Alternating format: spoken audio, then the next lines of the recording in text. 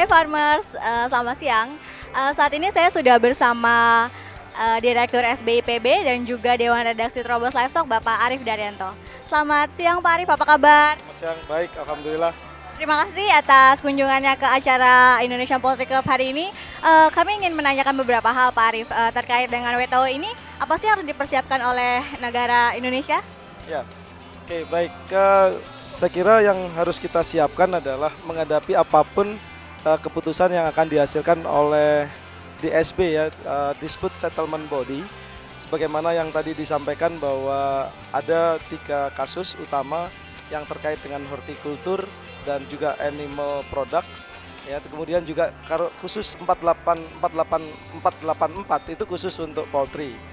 Nah, terlepas dari hasilnya, maka sebenarnya PR-nya lebih banyak di kita. PR yang pertama adalah bagaimana memodernisasi sektor perunggasan di tanah air. Ya, jadi kalau kita mau bersaing atau membangun daya resiliensi, maka kita harus yang pertama biaya produksinya harus the lowest cost.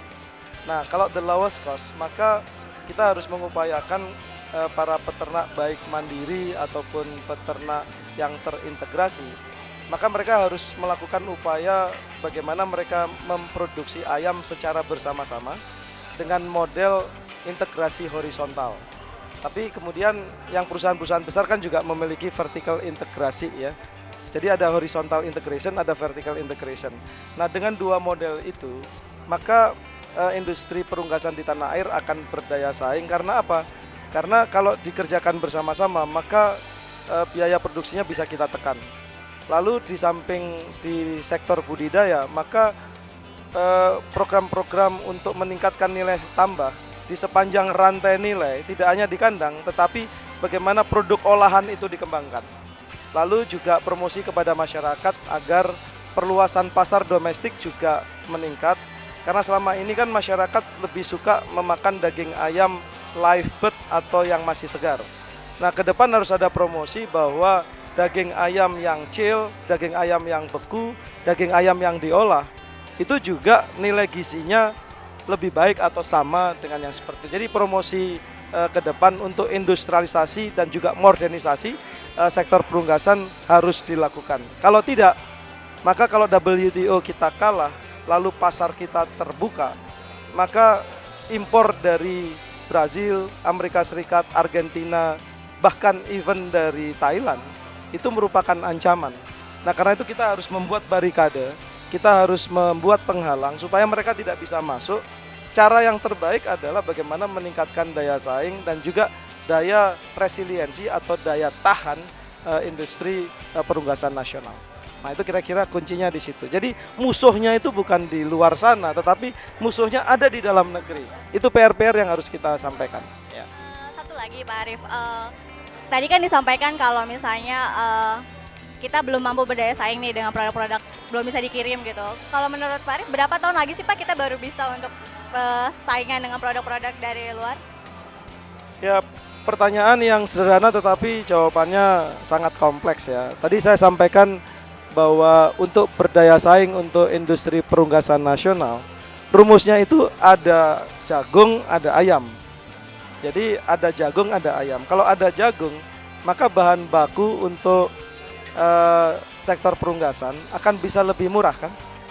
Ya kan, kalau jagungnya ada di sini. Tapi kalau jagungnya impor, maka biaya produksi tentu akan lebih mahal.